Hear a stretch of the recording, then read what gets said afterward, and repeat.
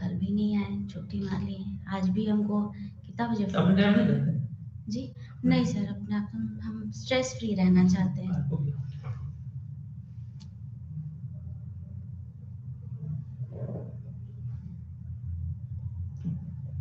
Good afternoon, everyone. This is Dr. Kirti, Assistant Professor, Chanakya National Law University. And from the past two classes, we are discussing the topics in your paper named as Human Resource Development. The code of this paper is MMPH002. And today we'll be starting with the chapter 6. We have already dealt unit 1, 2, 3, and 4, and 5 in the last two classes. Today we are going to try and cover the next few units, which are 6, 7, and 8. So, starting with the sixth unit, which is competency mapping. The objective of this unit is that to make you or to enable you to explain the concept of competency mapping, describe the models of competency mapping, and what are the different approaches to do this competency mapping. Okay,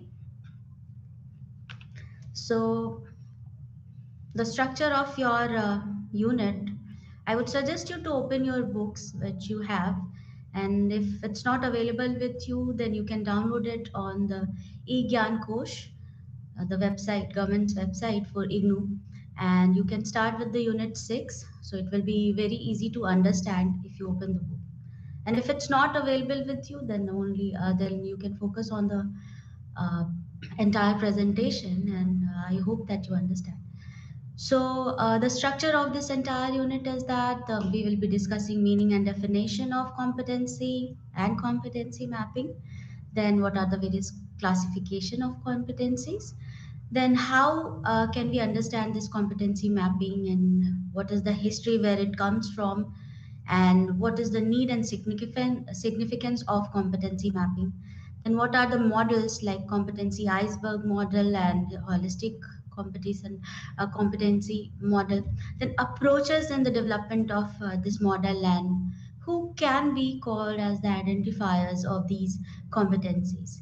And then, what are the assessment centers and how they work in an organization? So, this is the structure of this unit which we are going to deal today.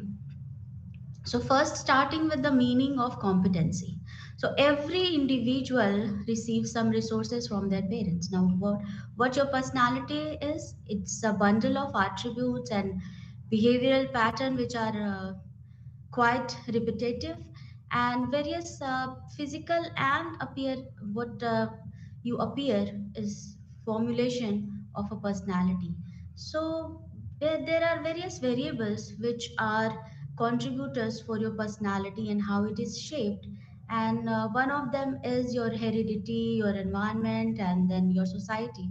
So various factors together come together to formulate a personality. So every individual attains certain attributes and qualities from their parents, and such as domain knowledge, attitude, uh, your values, your norms, your abilities, and to help which help you to shape up your personality and perform different tasks and duties in the society and in the organization.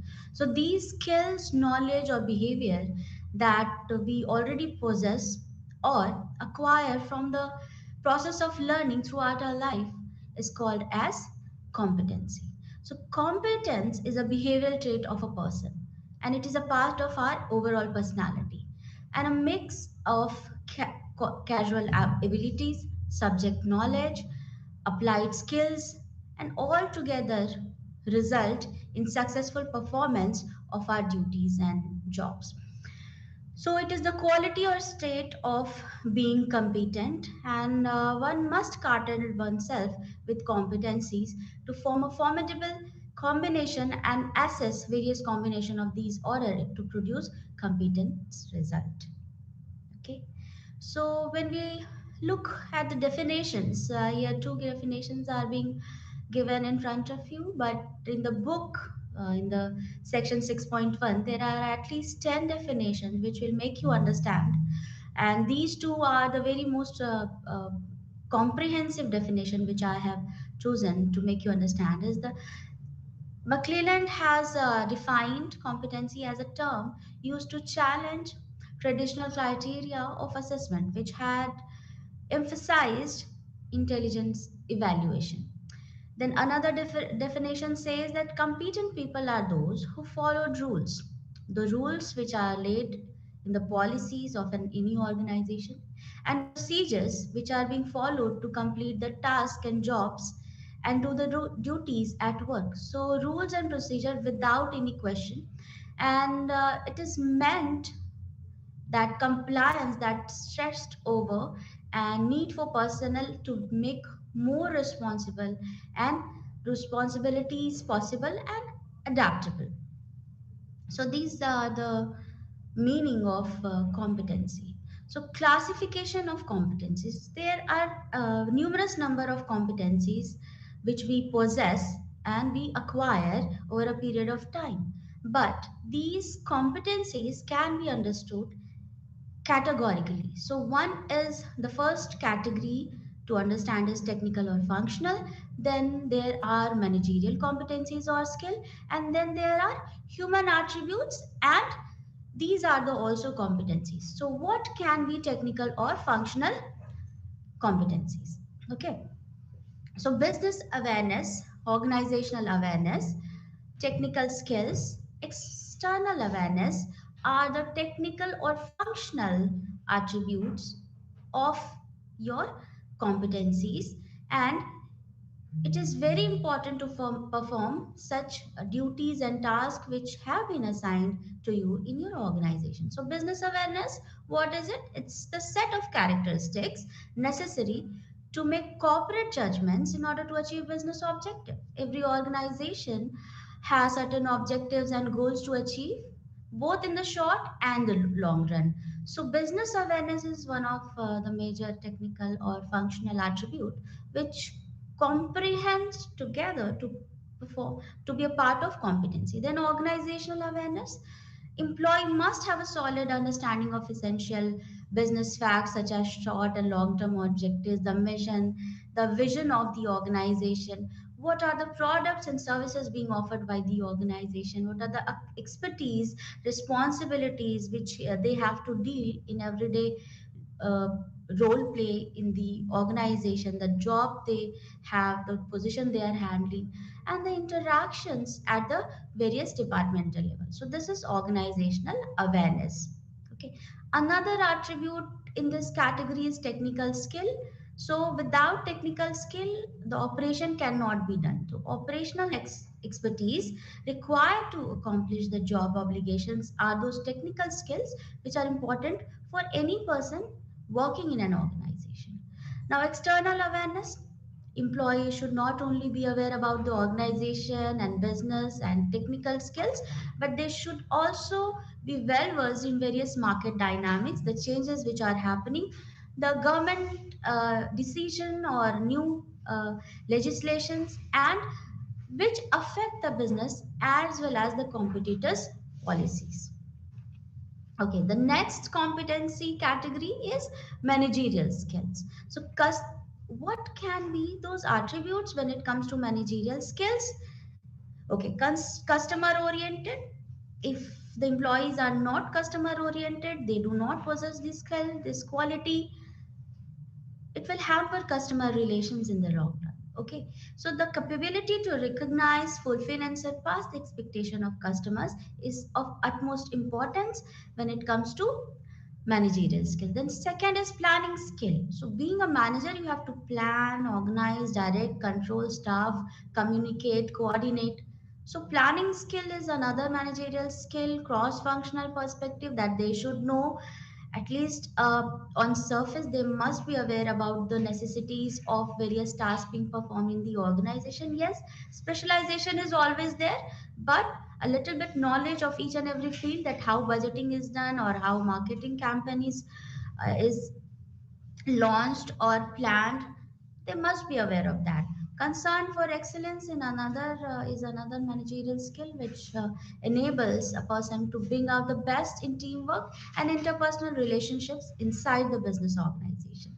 And other managerial skills can be judgment, leadership, delegating authority, and assisting the employees, risk taking the decisions and standing on if taking the responsibility of not only the uh, success of the decisions made by the manager, but to also hold responsibility for if the decisions goes wrong in any way. Then human attributes, without these attributes a personality cannot be complete. And in the same manner, it is one of the most important part of entire competencies mapping process also. So communication, teamwork, interpersonal effectiveness, integrity, transparency. So every emotional quotient or intelligent quotient part of a personality comes into this category, which is human attributes. So these three together, technical, managerial, and human attributes together mix up and formulate the competencies needed to perform the jobs and tasks efficiently in the organization. So another section, another question is that how do we find out these competencies? So the term used to identify this entire process is called as competency mapping. So it is a method to identify core abilities in any individual. Now, these abilities are necessary for effective performances in the organization by any employee. It can also be defined as a profession and an individual's behavior competencies for an organization or an institution. What is the goal of this competency mapping? It is to identify the abilities necessary to meet the job role criteria as well as institutional performance. And it is also followed by competency diagnostic, which is to examine the institution's current competency profile in terms of desired competency. If we know what we desire in the future, what will be the trend, HR trend in the coming future, then we can create or follow a competency diagnostic and have a result in our hand that how can we improve our employees for meeting the desired competency in current future or current environment as well as the future environment. Now, where does this word competency mapping comes from? So, if we look at the history of it, it was Chanakya, as we all know, the royal counselor and prime minister of Vedic India. He wrote Arthashastra, and which is said to be the first work on competence mapping. And in that book, the mapping models and human aptitude, theses and theories, intelligent quotient, emotional quotient, and everything else connected to human behavior in terms of work, reasoning, and emotions were laid out and emphasized upon. Then the second view, we can see that McClellan in 1973 used this word and launched the study which was related to global competency movement. And in that phase, he worked on certain research and came out with the landmark writings or research papers, which are Talent and Society, Achievement Motive, the Achieving Society, Motivating Economic Achievement, and Power the Inner Experience, revealed various new aspects of these competencies. Okay, and the competencies explained by McClellan dealt with emotional sphere mostly, as we are focusing here or trying to explain again and again that it is the emotional and intelligent quotient of a person which formulates these entire classifications of competencies. And in our competency mapping, what we do, we try to examine these competencies at various levels in the organization in order to meet our current and future needs of human resources.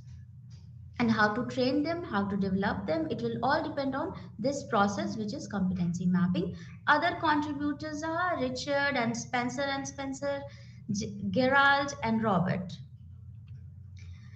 Now, need and significance of competency mapping. So, the process of defining core ability for a corporation or organization, as well as the role and activities inside it, is known as competency mapping.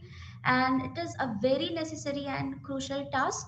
And a well run business should have very clearly outlined positions what are the job positions, what are its description, what is the job specification. So whenever we are going to do a job analysis, we get a clear cut picture or outline to chalk out the competency list which is required to perform those job roles effectively.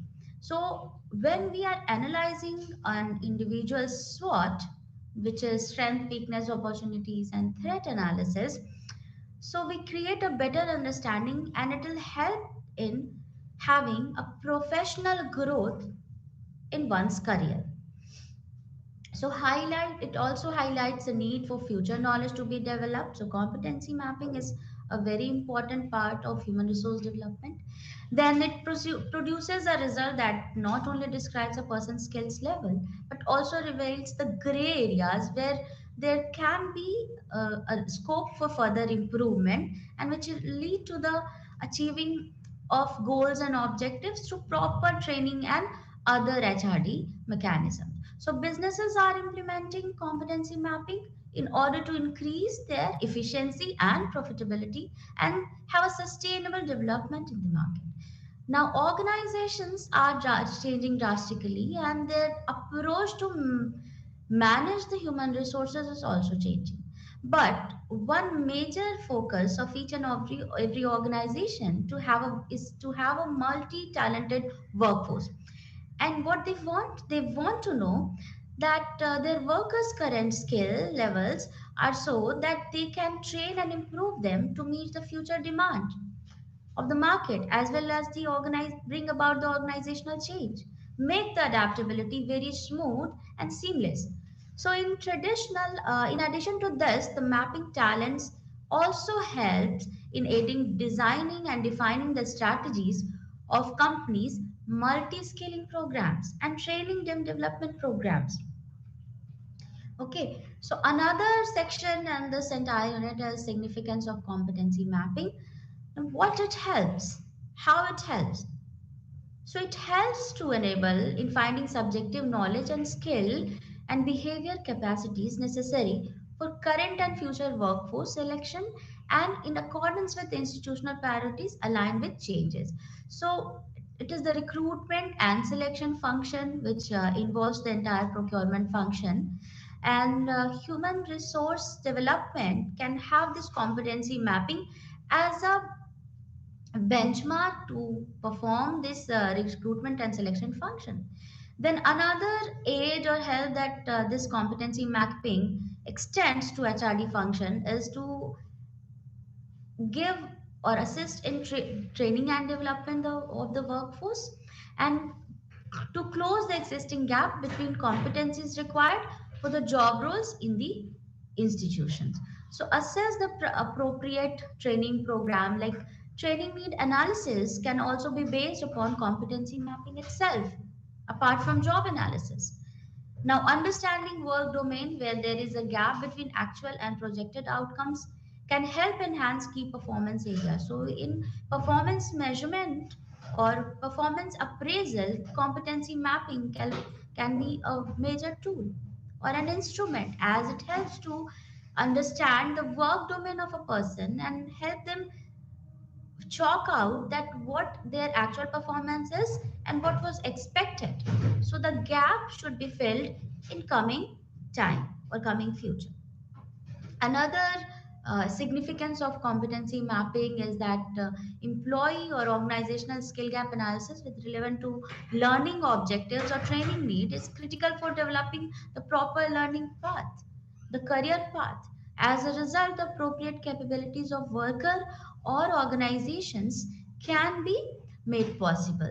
Now, it also helps in accompanying gap detection process, provide the institution with tools that allow them to focus on specific knowledge areas and abilities that require immediate attention.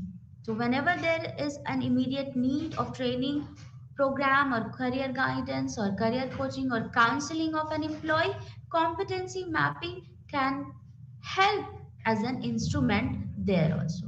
It also assists in the development of competencies throughout the career planning phase. One knows that what will be the desired qualities or competencies in coming future so that they could learn and develop their capacities to meet the future contingencies and demands of the market as well as the organization, because every individual needs a career path and wants to go up the ladder and have a growth in their career.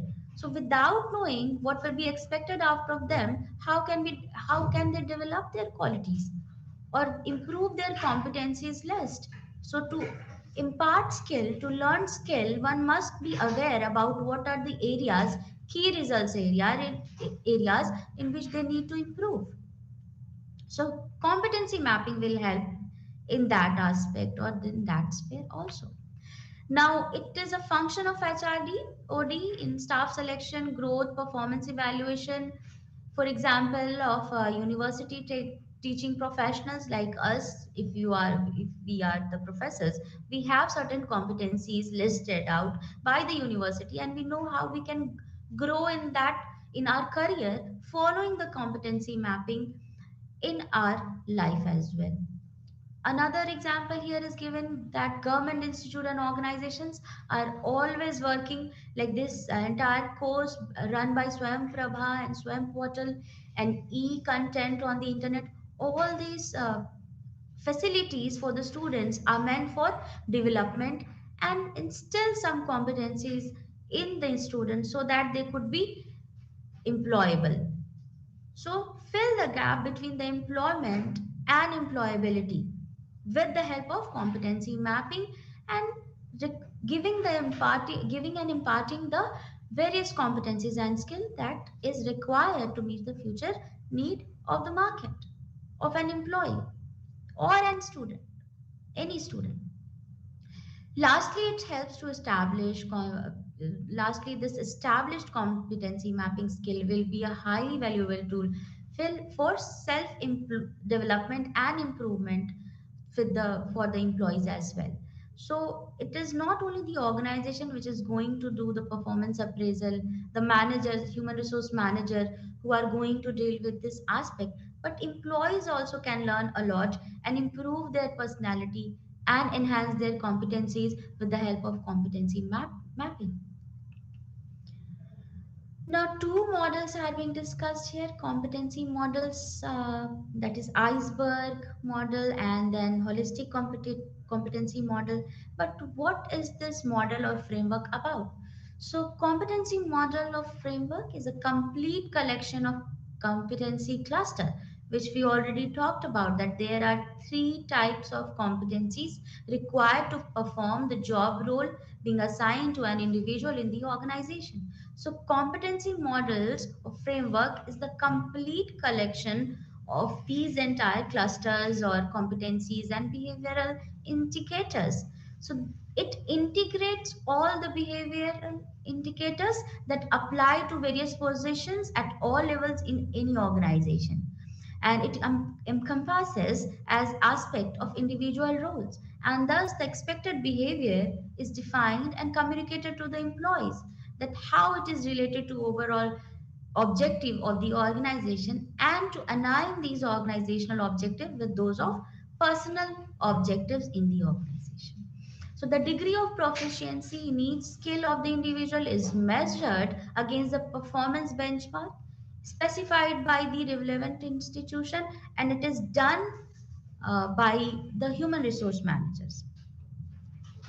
Now, the first model discussed here is an iceberg model. As we all know, that iceberg uh, we can never see it in a totality. We always see the surface. So, the tip of the iceberg is always visible, but the larger part of it is submerged under the water.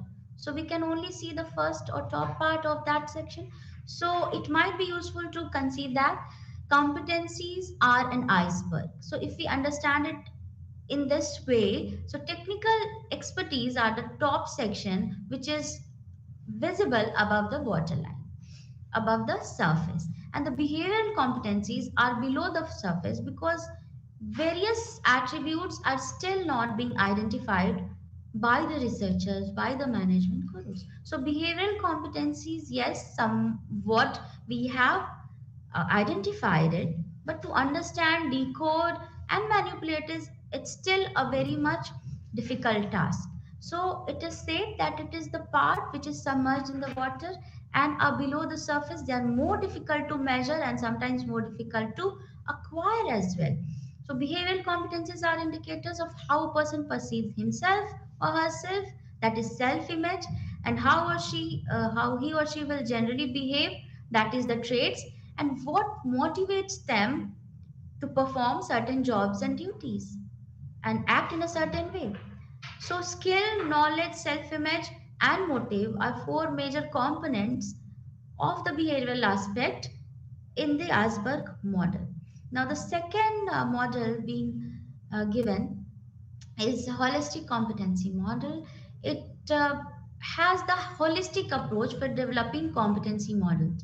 So whenever there is a competency framework in the organization, various approaches can be taken to design it. So one of the approach is holistic approach, which will help you. If you are a human resource manager, it will help you to design that model. So it emphasizes the need of evaluating managerial competencies holistically, that is by examining each manager's knowledge, capacity, application skills, social maturity. So these are the pillars, that is application skill, professional skill, and social skill or social quotient. These together form the competencies of a manager. And when taken in totality or holistically, it gives us a competency model which has a holistic approach. So these are the three pillars of this competency model using the comprehensive concept of competency mapping. We may avoid selecting managers who are underqualified or cause them to perform incompetently. So if they are not competent enough, they might fail in the organization and it will affect the organizational functioning, human resource environment, or organizational climate. And we cannot afford that being an organization who thrives to achieve success. So these three pillars or competency model of holistic approach can help to design certain programs and recruitment and selection program which selects or hires only those managers who are competent enough to perform the difficult and the challenging jobs in the organization. Then approaches in development of competency model. So we have seen two models on which we can develop a competency framework in our organization. Now, there are two approaches again to design this model. Okay, so the first one is job based approach, and the second one is competency based approach. Now, job based approach takes the competency cluster and these are the identified uh, skills and attributes to perform certain job position or certain job role. So it starts with job analysis, as we have mentioned in the previous section that job analysis is very important to see what our training need is. So for training need assessment, for recruitment and selection, we always go for job analysis, which is a complete analysis of the job position, and we come up with the two reports, which is job description and job specification. So job based approach focuses on job analysis and thus it tries to identify those knowledge, skills, and abilities which are required to perform the job effectively, and it leads to the identification of threshold competencies for effective performance at the workplace. Now on the other hand, competency based approach, so these approach or a competency based approach starts with observable behavioral patterns and indicators for any superior kind of performance, and behavioral indicators are grouped into three competencies, so different competencies, so that what is important and what are the behavior that are important at workplace are well known and are communicated to the employees so that they know what they are supposed to do while performing their job functions. So who are the ones who are going to identify these competencies? Now, obviously the first one who comes to our mind is the expert in this subject field. Then second one is HR professionals, Then job analyst, who is going to perform the job analysis and prepare the report of job description and job specification. Then psychologists also need to understand what these competencies can be, because they are going to be a part of recruitment and selection committee now again, and they are going to help in the counseling process of the employees as well. If some employee is not working in a best possible manner and his performance level is not increasing or getting enhanced, then these psychologists can play a very important role to counsel them. So in order to do the counseling function, they need to identify certain competencies on which the employees could be counseled. So, industrialists, line managers, current and past leaders, supervisors, report writers, and reviewing officers, and internal customers are the ones who are going to do the mapping of competencies, or who are the identifiers of these competencies or skills in an organization. Now, the last section of this entire 6 unit deals with the assessment centers. What are the assessment centers? So whenever we are talking about center, we visualize it as a physical building or a space or a, or say an office. But this center is not certain thing which is tangible in nature, but it is the technique for selection, and it was first used in the military and afterwards in corporate sphere as well. Assessment centers try to search for a dependable technique of recognizing person who possess specific knowledge, skill, talents, and personality attributes. And this assessment center is not a new concept. It utilized to determine the types and sequence of developmental activities done by human resource functions.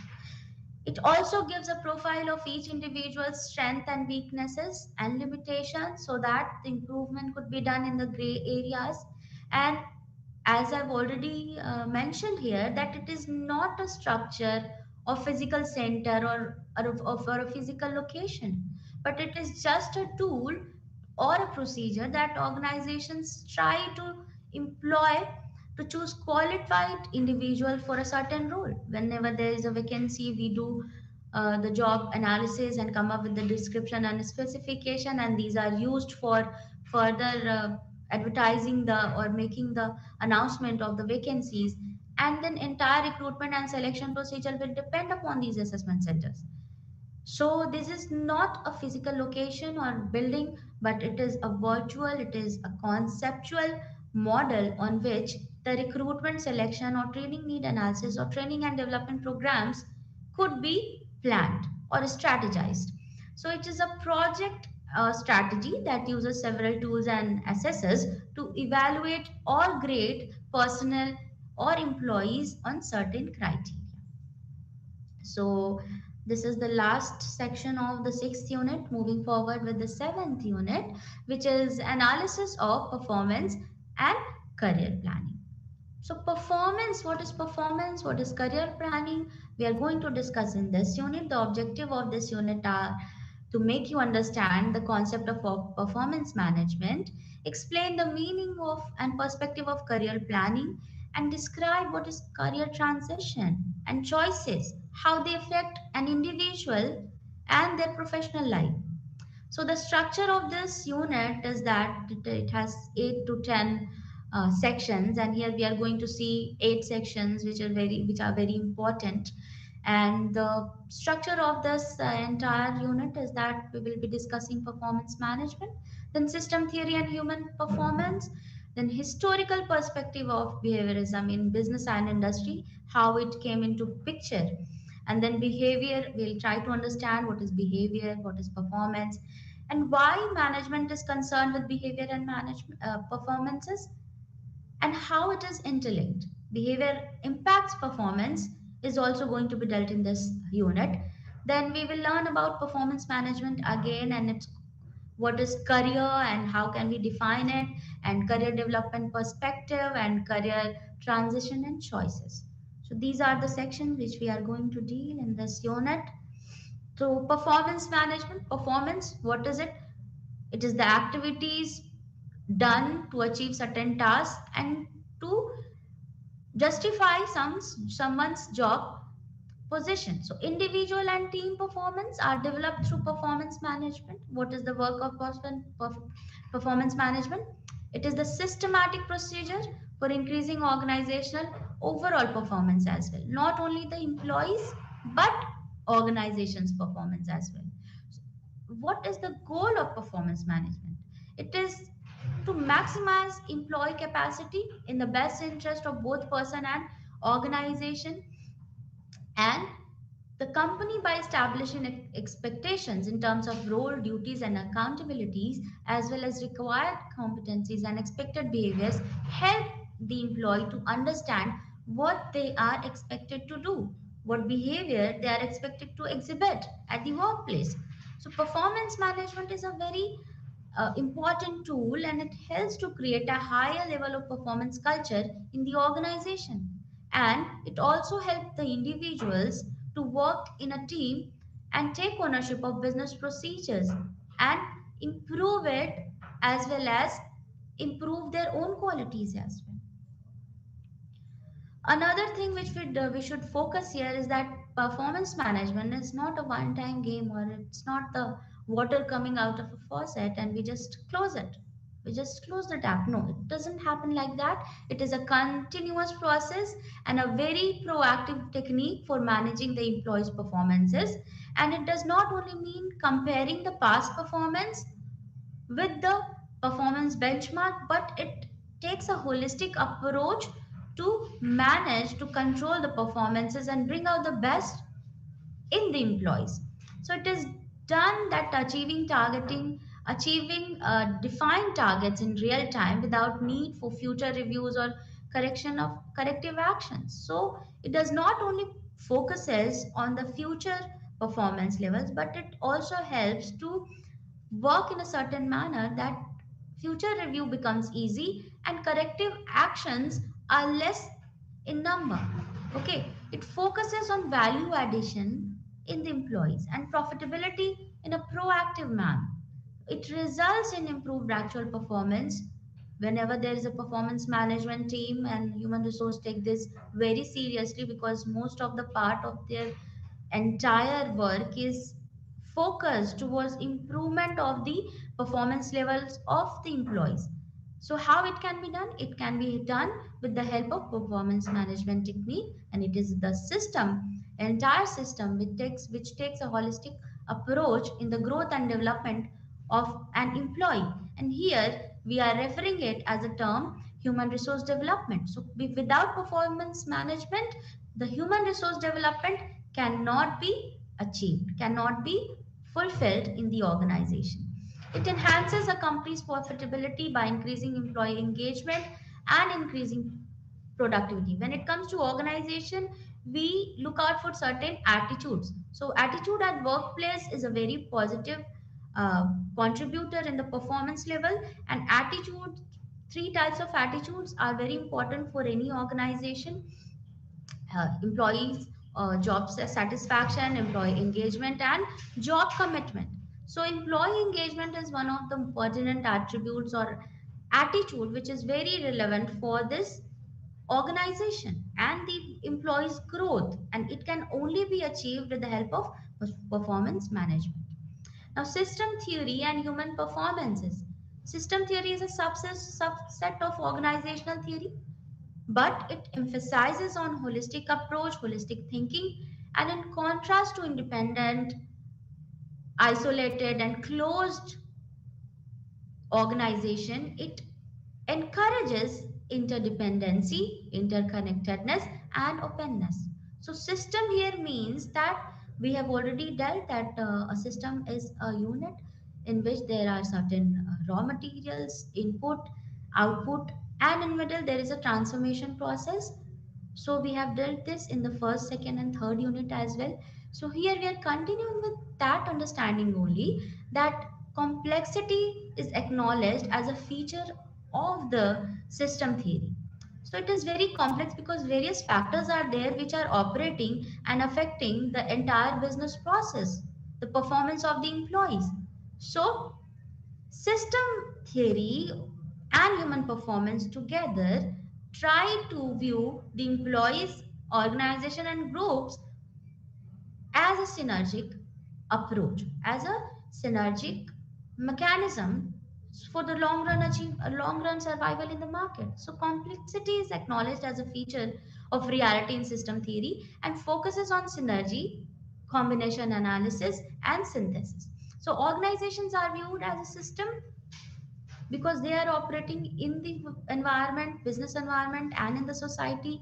They are taking the raw materials and other resources from it, they are processing it and giving the output as the product or services which we as a customer get benefited from.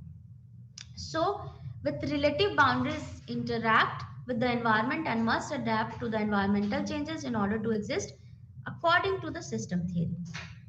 So system theory and human performance. They are open system having inputs and outputs that interact directly with the environment. Yes, human performance, the entire HRD or organizational development is an open system and it gets affected from the outer environment as well as its internal environment.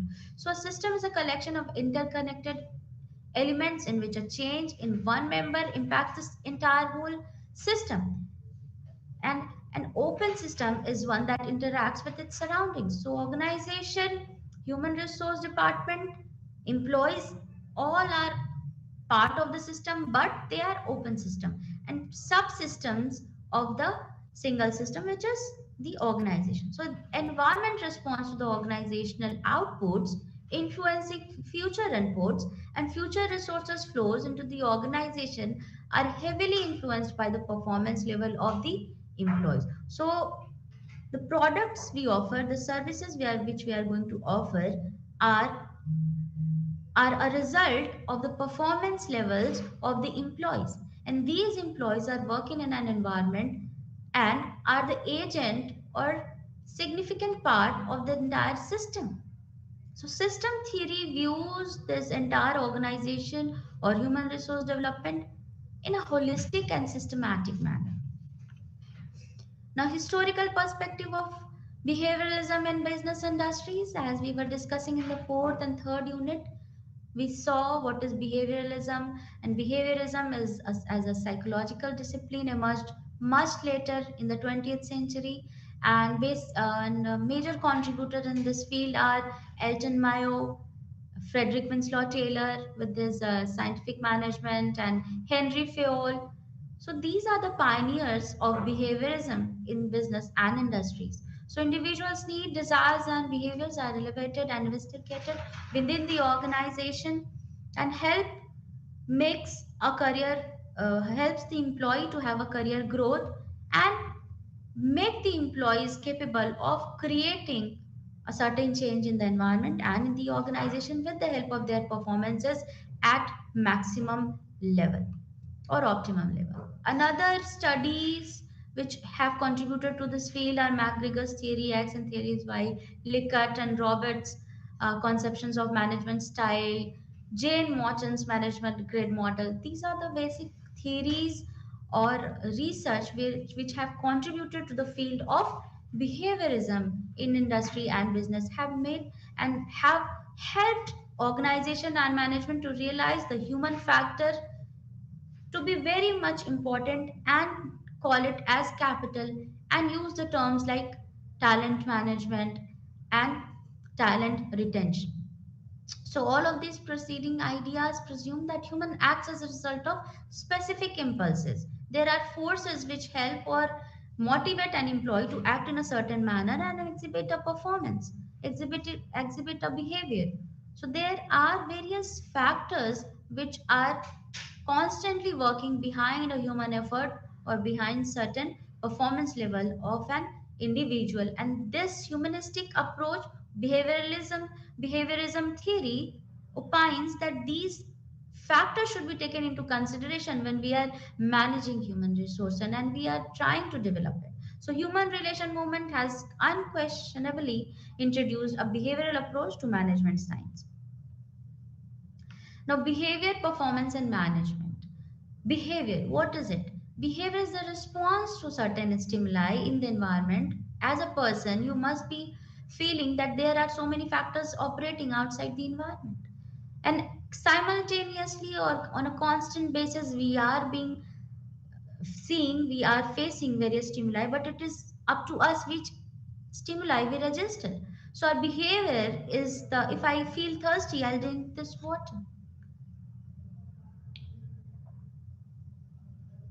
So I have tried to quench my thirst and clear my throat, and I was feeling thirsty. So every behavior is a, a, a response to a certain stimuli. So these are the measurable behaviors that are crucial to fulfillment of the organizational goals and are classified as job performance behavior. If communicated to the employees, it will lead to a better or efficient work environment and better organizational climate.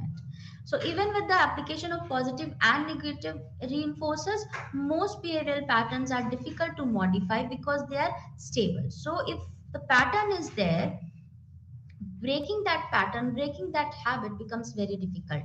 So the goal is to improve the alignment between organizational goals and individual goals, because these two goals are sometimes contradictory in nature, but sometimes they have to be aligned, and this difficult task is left alone to the human resource managers, who are responsible to create the synergy between the organizational goals and individual goals and objectives, so that there is a comprehensiveness and the work could be done in smooth manner. So both the sides are very important.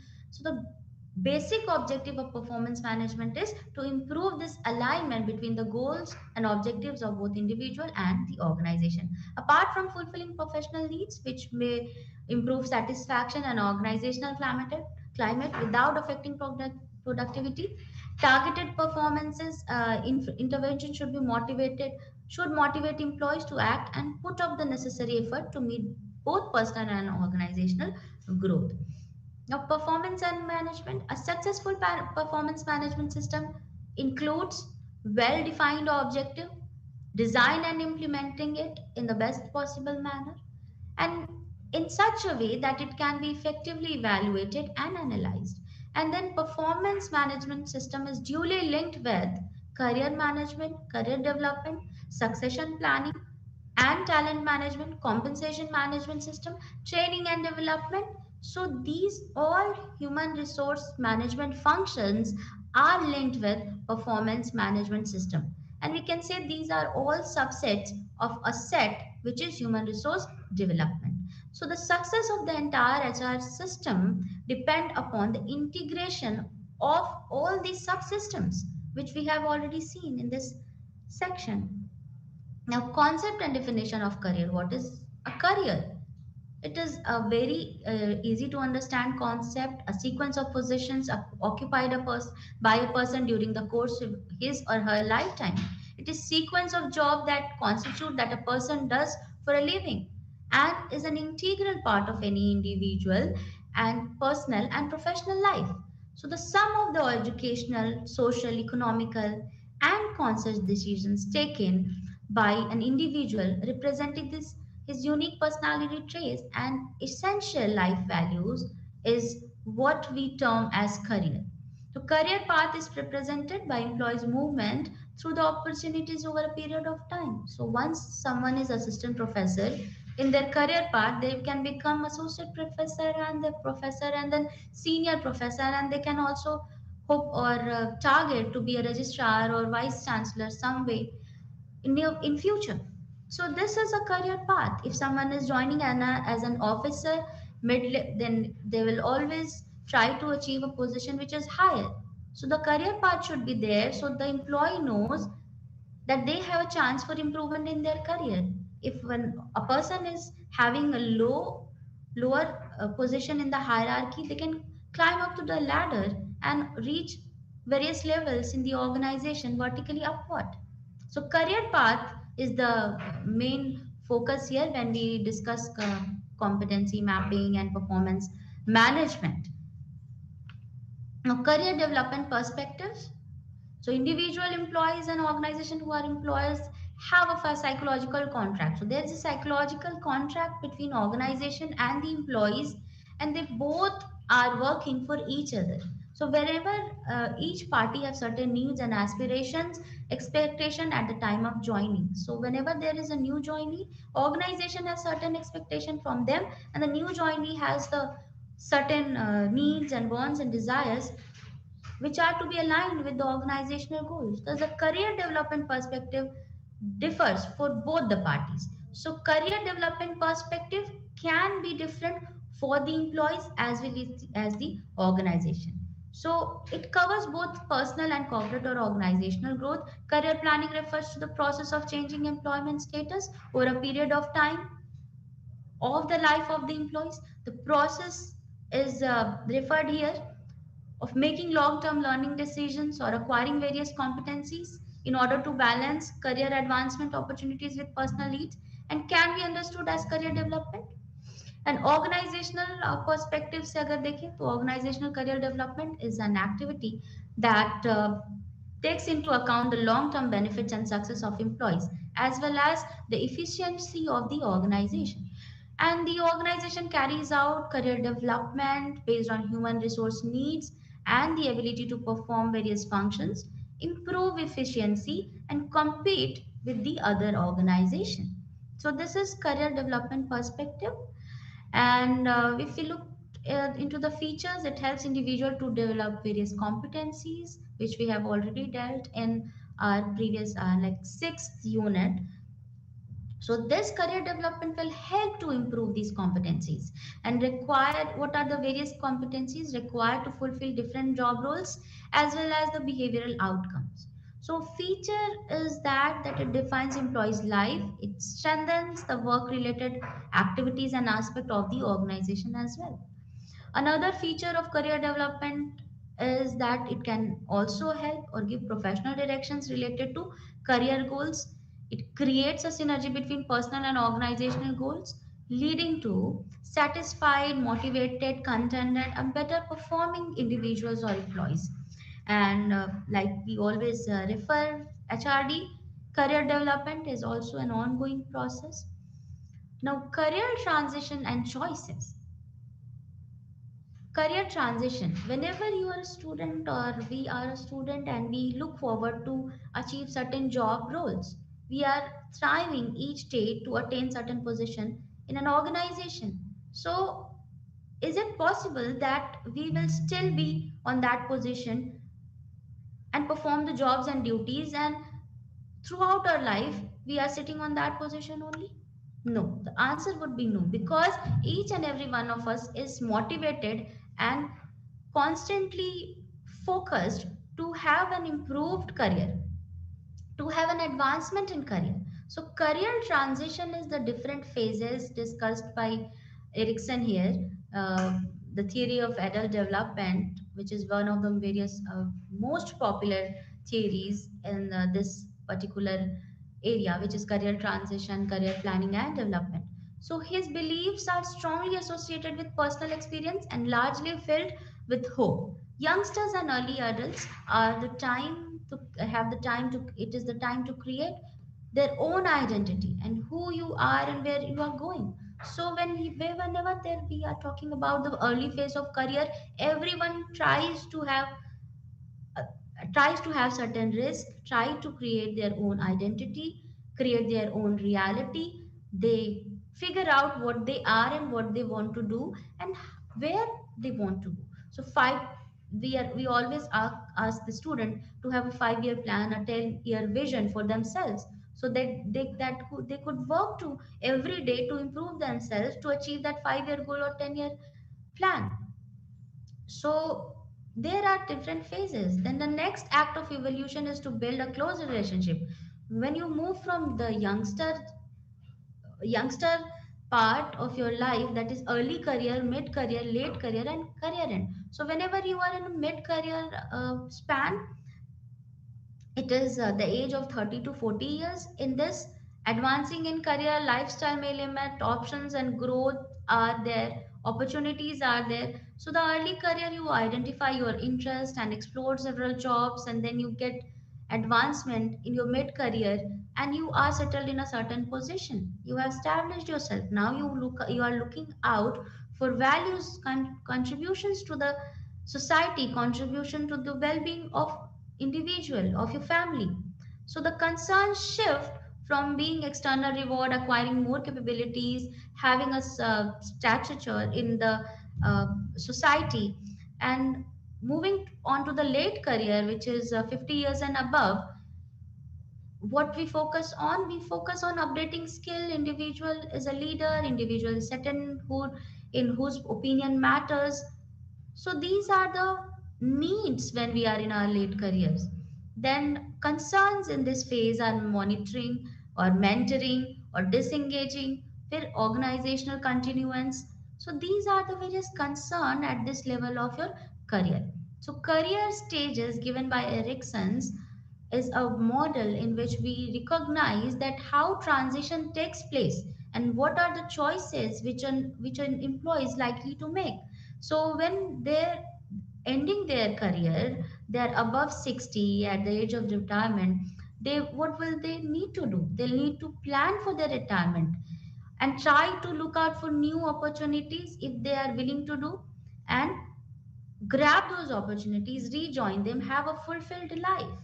And concern here are requirement, part-time employment, joining certain organization, and keeping themselves active and connected with the society. So these are the various phases through which a career goes for any employee, or for that matter, any person. Now, after discussing that, we have another unit here, which is HRD culture and climate.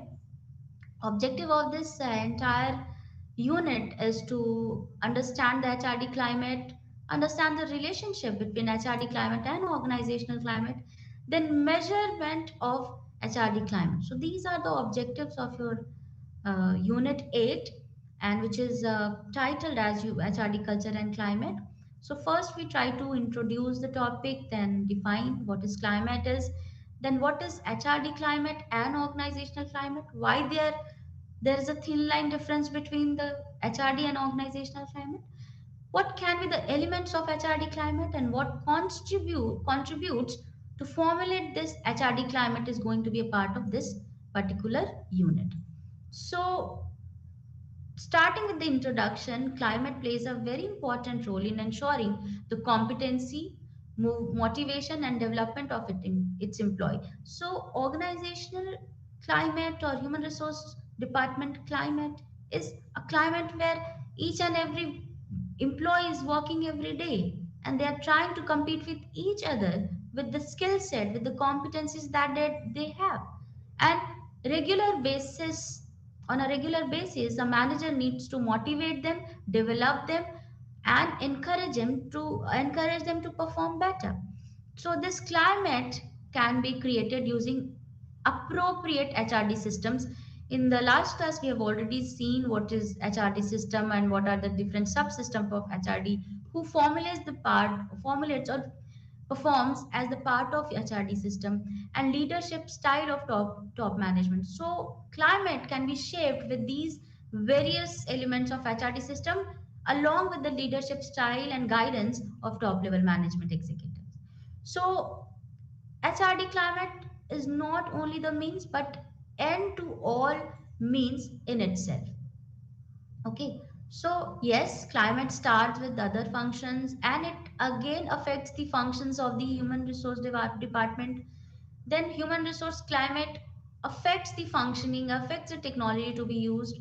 So it there's a cause and effect relationship between the climate and the other system or subsystems of human resource development.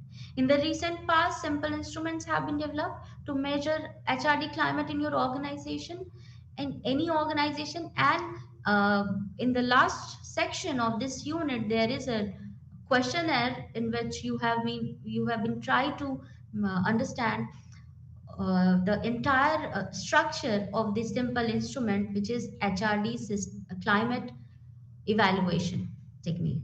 So simply we can do what? We can develop this instrument and measure what kind of climate is there in the organization, basing our decisions on this climate and this evaluation, we can change it, we can mold it to the changing environment, and we can always create a positive change. So these instruments are being widely used to assess periodically the climate, maintain profiles, and designing intervention to further improve the organizational or human resource development climate.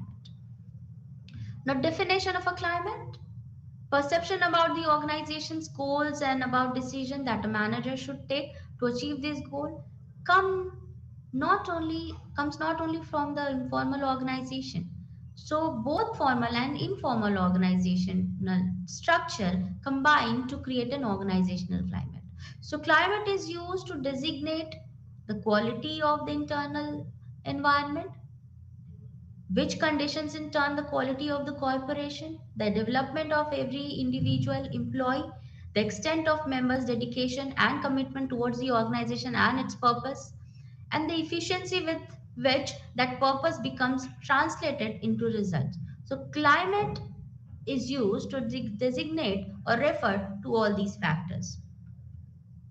Now, another thing to understand is that climate is the atmosphere. We are facing a climate issue, and we are existing in the climate in the same manner. Every organization has its own culture and climate.